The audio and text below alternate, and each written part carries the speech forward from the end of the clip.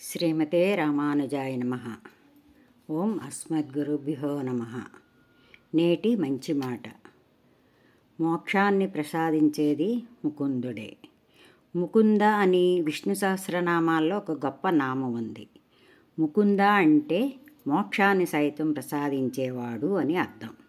మనకు మళ్ళీ జన్మ లేకుండా, చావు లేకుండా చేసేవాడు, మనకు ఆ బ్రహ్మానందాన్ని కలిగించేవాడు, మనకి బ్రాహ్మస్థితి నుంచి ప్రసాదించేవాడు నారాయణుడు. అందుకు ఆయన ముకుందుడు. అయితే ఇంత గొప్ప మోక్షస్థితిని ఇవ్వాలి అంటే మనకు ఆ అర్హత ఉండాలి, మన బుద్ధికి ఆ యోగ్యత ఉండాలి. ఒక ఉదాహరణ చెప్తాను. ఒకరోజు ఒక శిష్యుడు తన గురువు దగ్గర ఉన్న ఆశ్రమానికి వెళ్ళాడు. గురువుకు నమస్కరించి అలా ఇలా చూశాడు. ఒక పక్క 100 రూపాయల నోటును, మరో ప్రక్క ఒక రంగు రాయిని చూశాడు. గురుదేవా, నేను కష్టాల్లో ఉన్నాను, నాకు ఆ 100 రూపాయలని ఇస్తారా అని శిష్యుడు అడిగాడు. ఈ 100 రూపాయలతో నీ కష్టాలు ఎంత మాత్రం తీరుతాయి? ఇదిగో ఈ రంగురాయిని తీసుకో, నీ కష్టాలన్నీ మాయమైపోతాయి అని గురువు శిష్యుడికి చెప్పాడు. ఇప్పుడు నాకు ఆ రాయితో పని లేదు గురుదేవా, ఆ 100 రూపాయలు ఇవ్వండి, వెళ్ళిపోతాను అని అంటాడు శిష్యుడు. ఇక చేసేదేమీ లేక గురువు సరే అంటాడు. ఆ రంగురాయి వజ్రం, కానీ శిష్యుడి బుద్ధికి అది వజ్రం అని తెలుసుకునే యోగ్యత లేదు. అందుకే 100 రూపాయలు చాలని అనుకున్నాడు.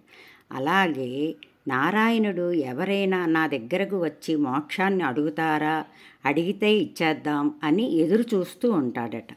కానీ స్వామి దగ్గరికి వచ్చిన ప్రతివాడు, స్వామి నాకు మంచి ఐఫోన్ కావాలి, ఆడపిల్ల ఉంది కానీ మగపిల్లడు కావాలి, లక్షలు ఉన్నాయి కానీ కోట్లు కావాలి అని ఈ విధమైన కోరికలను అడుగుతూ ఉంటే స్వామి మాత్రం ఏం చేస్తారు?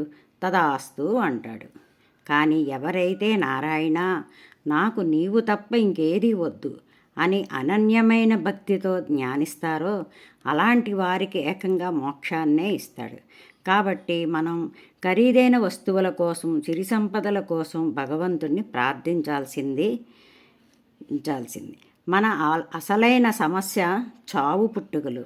వీటి నుండి బయటపడేయమని నారాయణ్ణి ప్రార్థించాలి.